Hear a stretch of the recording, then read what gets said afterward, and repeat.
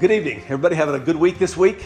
I wish I was in the room with you and we could actually talk and have a real conversation about that, but since we're not by way of video, we'll press on. I have 3 goals for you as we take 2 weeks to study the book of Ruth. We're in a 9-year cycle of the book of the Bible, and we only have 2 weeks to deal with this great book, the book of Ruth. And so I have 3 goals for you. One is that we would set the context. Anytime particularly we're in the Old Testament, I'd like to set the broader context. It's my observation that many people know the stories of the Bible, but they don't know the story of the Bible. And I like to set the story by giving you 4 big dates. Do you remember what they are? 2000, 1000, 722, 587. And those are, do you remember? Abraham, David, fall of Israel, fall of Judah, fall of the northern kingdom, fall of the southern kingdom. It occurs to me that we can go through the Old Testament in 10 parts real quick, and I don't have a slide for this, but let's go through it on our hands. You ready? Number 1 part is the creation story, and that includes Tower of Babel and Cain and Abel and Noah, that whole first 11 chapters of Genesis. And then we have the patriarchs. Who are the patriarchs? Abraham, Isaac, Jacob, Joseph. I'm going to count Joseph as one of them. Then we have the time of captivity. Then we have the Exodus. Then we have the period of the Judges. That's the period we're in right now. After the period of Judges is, what's next? Monarchy. Who's in the monarchy? That's Saul, David, Solomon. And then after the monarchy, we have the kingdom split. And then the fall of the northern kingdom, fall of the southern kingdom, time of exile. And that's the story of the Old Testament. And so we want to try to set the context of the overall story. And then we want to learn the story itself. We want to go through the story. And you've got a couple of weeks here to do it. And I would go through it a couple of times. And I would encourage you to email your people and ask them to read through the book of Ruth. In fact, I would tell it to them this way. I would say, if you want to see in this class, I would ask you to read through the book of Ruth once.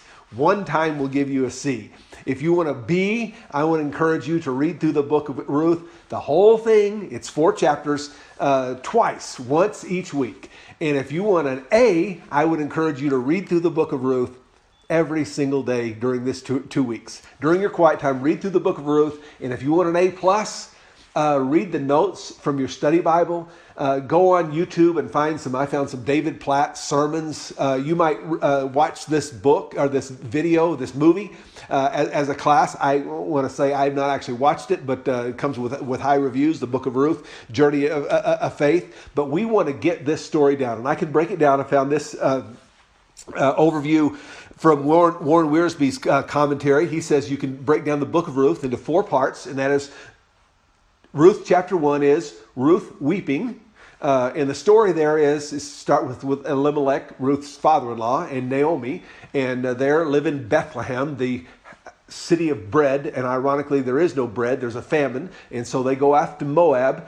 A lot of commentaries, preachery commentaries, will see this as a kind of a symbolic measure of leaving the things of God. And it doesn't actually say that in the text, and you can decide for yourself whether it was a sinful thing for them to leave Bethlehem or not. But at any rate, they left Bethlehem.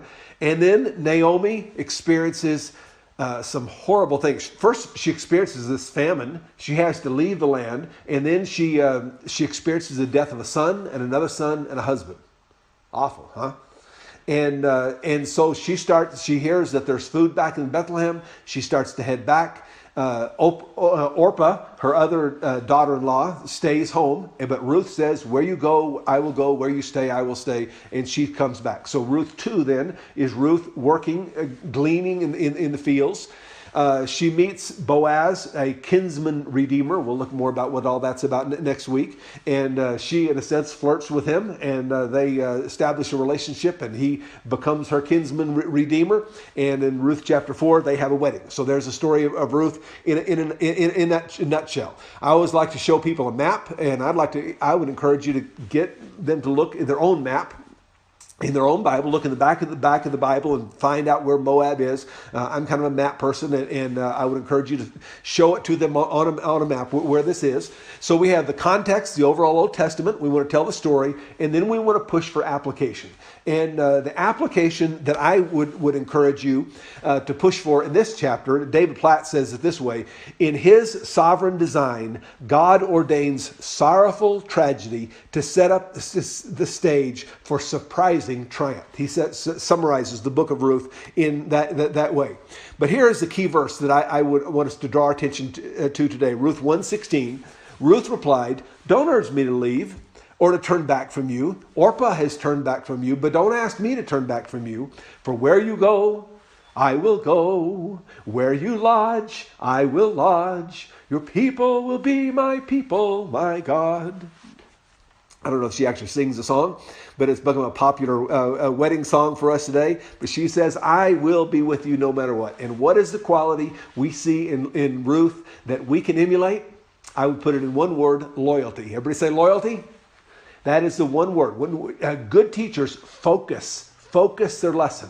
We ask, what is the big idea? And it wouldn't have to be this big idea, but this is the big idea we're going to deal with today: the quality of loyalty. Now, loyalty is an interesting Christian quality because it is not like honesty. In the sense that honesty is an absolute, that you ought to always be honest at all times. But loyalty is a little bit like Luke 10:42 says, "Mary has chosen what is better." And what that implies is that what Martha did was not sinful. And we tend to think of Christian ethics and following God and doing what is right and wrong as right or wrong, black or white, good or bad. And oftentimes Christian living is about choosing what is better. Mary has chosen what is better. And loyalty is one of those things that it is one of the better things to do. And you can't always be loyal. And you certainly can't be loyal to everyone. I don't know if you ever thought about this, but Ruth's mother, who's clearly alive at this point, Naomi says, "Go home to your mother." And Ruth's mother may not have felt like Ruth was all that loyal to her. And I think Ruth's loyalty was ultimately rooted in her loyalty to Naomi's God, to the God of Israel, that she had come to worship and respect and fear the God of Israel. And out of that loyalty to God, she had a loyalty to Naomi. And loyalty is a quality that we would all do well to take hold of. But it is not a quality of absolute right and wrong. Paul said, "I have the right to do anything." And when he says anything in this context, he doesn't mean anything. He means, I have the right to do all kinds of things. Key thing in studying the Bible is realizing it's not written in legalese. It's not written as a legal document. It's written in the way that we normally speak. And he says, there's all kinds of things that I could do. I have the right to do anything, you say, but not everything is beneficial. And I have the right to do anything, but not everything is constructive. And here we see an example where it's a matter of good, better, and best. And loyalty is one of those characteristics that is a better thing. Proverbs says, "Do not forsake your friend or the friend of your family." Be loyal. Stay with. When your friends go through hard time, stay with them. Don't easily abandon them. When your pastor goes through a hard time, don't just throw him out on the street. Now, does that mean that there would never be a time to dismiss a pastor? No. That's what I mean. It's not a matter of good and bad. There could be other situations and other things that would come to bear on this situation. But generally speaking, loyalty is a key principle we learn from the book of Ruth that we ought to adhere to. Proverbs 18:24 says, "One who has unreliable friends soon comes to ruin." And you don't want to be that unreliable friend, and you don't want your people to be unreliable friends. One who has unreliable friends soon comes to ruin. But there is a friend who sticks closer than a brother, and you want to be that friend. And is there ever a time to abandon a friend? Well, maybe, but we ought to do it slowly. And we ought to do it with a broken heart. And loyalty is a key thing. Now, I'd like to teach this by going through a series of questions. I actually write Bible study lessons for a living. I call them Good Questions, Have Group Talks. And my lessons consist, you can Google them, by the way. But anyway, they consist of about 20 questions because I believe one of the best ways to teaching adults is to ask questions. And so I've got a number of questions that I would invite you to ask today.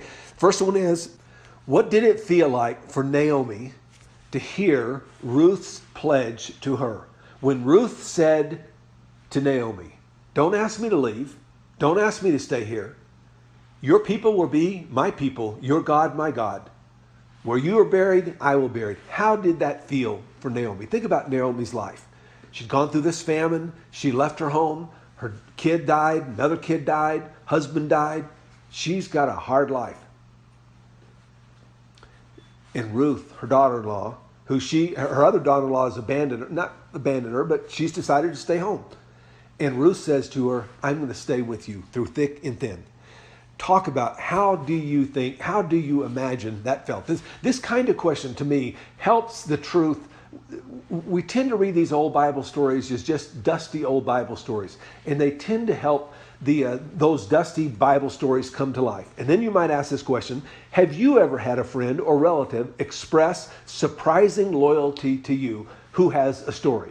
And in Bible study, you want to go back and forth from the Bible to our life, from the Bible to our life. And we want to connect these two things together. And you might want to ask, does anybody has a story along this line? So we asked about Naomi. Now let's ask about Ruth. What risk did Ruth take in making this pledge? Well, we have to assume that Ruth had a mother for sure, and probably she had cousins and uncles. And if I were in hard times, my whole family lives in Colorado Springs. I've got my parents live there, both still living. I've got two sisters there, a brother, and some of their kids live there in Colorado Springs. And if I was in hard times, I'd want to be in Colorado Springs because I got a big support system. And if Ruth is in hard times, being home be a good place to be because she probably has a good support system. She left it all. She doesn't know anybody. And so she took a considerable risk. And this question, how did they feel, and how did it feel for Ruth to ask this question? What risk did she take? Helps us to get in touch with the story. What benefits came to Ruth for her loyalty? And we'll get into this more next week, but the rest of the story is much in every way. She meets Boaz, and Boaz becomes her kinsman redeemer, and she's married and has some kids and so on.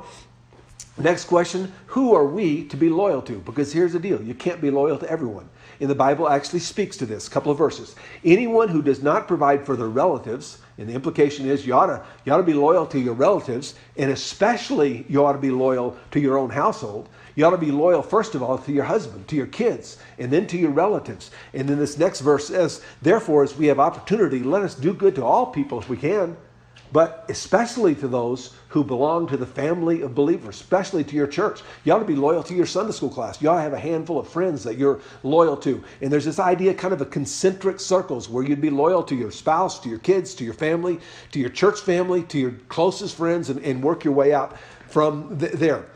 And then two questions I like to ask nearly every week. What benefits come to us when we are loyal, and what price do we pay when we are disloyal? And those two questions are based on a bedrock theology of mine that based on Hebrews 11:6. You've probably heard me quote it before. Without faith, it is impossible to please God, because anyone who comes to him must believe that he exists. About 95% of the world's population believes that some God exists. But that what they don't believe is that God is a rewarder. God is good. And that if you do what he says, if you follow the biblical principle of loyalty, you will be rewarded. It will be good for you. Deuteronomy 6:18a says, do what is right and good in the Lord's sight so that it may go well with you. And so you want to ask, what benefits will come to you if you do this? And what will it cost you if you don't? I want to close with a story about my life, and you might want to think through your life and ask what story you can tell to illustrate loyalty. But in my own life, I think about, I went to Wayland Baptist College in the Panhandle of Texas. Halfway through my third semester, I changed majors, and as a result of that, I realized that it's kind of a quirk of things, but just trust me, I won't get into the details of it. If I change schools, after my third semester, after my second year my fourth semester, if I changed schools and went to Hardin-Simmons down in Abilene, I could actually get out of college a semester earlier. I could get out of college in 3 years instead of 3.5 years. And I was one that let's just get it done and get it over with and so on. And I ended up staying at Wayland. And the reason I ended up staying at Wayland, I went down to Hardin-Simmons and met with the people and talked through the finances and all the degree plan and so on and so on. And I was ready to go. And I remember coming home and talking to my friends, and we laughed and joked about this, that, and the other, and they bantered with me a little bit. And then it got real serious. I remember turning off the lights. I lived in another room, another dorm, and started to head back to my dorm. And my friend Bill said to me, he got real serious because he realized I was serious about leaving. And he said, Josh, don't go.